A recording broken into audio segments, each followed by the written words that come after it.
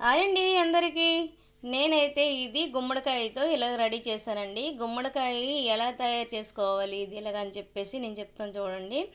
నేనైతే 1 కిలో బియ్యం అయితే తీసుకున్నాను. ఒక పంప్కిన్ సీట్లో 2-3 తీసుకున్నాను.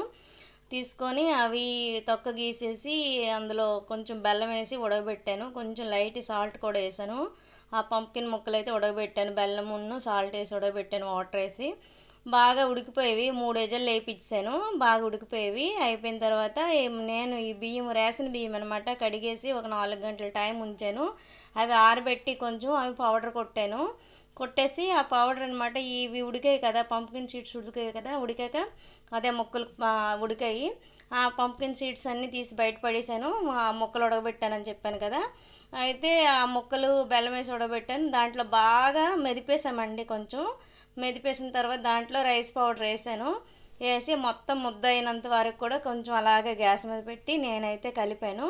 కలిపినాక అది బాగా ముద్ద అయింది. ఆ ముద్దని అనమాట దాంట్లోనే కొంచెం కొబ్బరి తురుగు వేసాను, కొంచెం నువ్వులు వేసానండి. కొబ్బరి తురుగు నువ్వులు వేసుకుంటే టేస్ట్గా వస్తుంది కదా అని చెప్పేసి బెల్లం దానికి తగ్గట్టుగా వేసాను.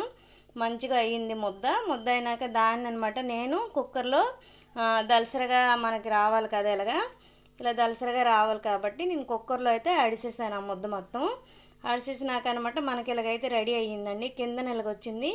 కిందన డైరెక్టర్ అయితే నేను కుక్కర్తో పెట్టలేదండి. కిందన మనం పాన్ ఏదైనా ఉంటుంది కదా, పోయి పాన్ అండి. మనం ఈ పాను మంచి పాన్ కానీ పెట్టామంటే మళ్ళీ మనం దోశలేయడం కావదు. పోయింది ఏదైనా పాన్ కానీ, లేదంటే ఇనుప కడాయి కానీ, లేదంటే మనం మామూలుగా వంటలు చేసే కడాయి లావుగా కొంచెం దుడ్డుగా ఉంటుంది కదా, దాన్ని పెట్టేసి దాని మీద కుక్కర్ పెట్టాను. లైట్ సిమ్లో పెట్టుకున్నానండి. పెట్టుకుంటే ఇలా రెడీ అయ్యిందండి. చూసారా ఎంత బాగా అయిందో. ఇలా వచ్చింది. ఇది తింటే చాలా టేస్ట్గా ఉంటుందండి. కాకపోతే పెద్దల తరం వాళ్ళు ఇలాంటివి చేసేవాళ్ళు. కానీ ఇప్పుడు మనం కూడా నేర్చుకోవాలి కదా, ఆ తరం వాళ్ళు చేశారు కదా మనం విడిచిపెట్టకూడదు అని చెప్పేసి నేనైతే ఇలా రెడీ చేశానండి. రెడీ చేసినందుకు బాగానే వచ్చింది. ఎందుకంటే కొంచెం కష్టం తగ్గట్టుగా కొంచెం ఫలితం వచ్చిందిలే అనేసి నేను అనుకున్నాను. అయితే మా ఇంట్లో వాళ్ళు కూడా బాగుందిలే, బాగా ట్రై చేస్తామని చెప్పారు. నేనైతే ఇలా ట్రై చేశానండి.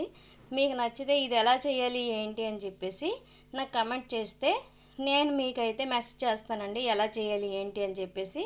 నేనైతే ఇలా తయారు చేశాను. పంప్కిన్స్తో కూడా ఇలా చేస్తారా అని నాకు తెలియదండి. కానీ నేనైతే అమ్మ వాళ్ళు అలా ఆడుకున్న మాటలు వినేసి నేను ఇలా రెడీ చేశానండి. మీకు కూడా నచ్చితే మీరు కూడా కమెంట్ చేయండి. చేస్తే ఇది ఎలా చేయాలి ఏంటి అనేసి, ఎంత రైస్ ఉండాలి, పంప్కిన్స్ ముక్కలు ఎన్ని ముక్కలు ఉండాలి ఏంటి అనేసి, ఎంత బెల్లం ఉండాలి, ఎంత నువ్వులు ఉండాలి, ఎంత కొబ్బరి తురుగు ఉండాలి ఏంటి అని చెప్పేసి నేనైతే ఎంత అనేసి నేనైతే చెప్తానండి.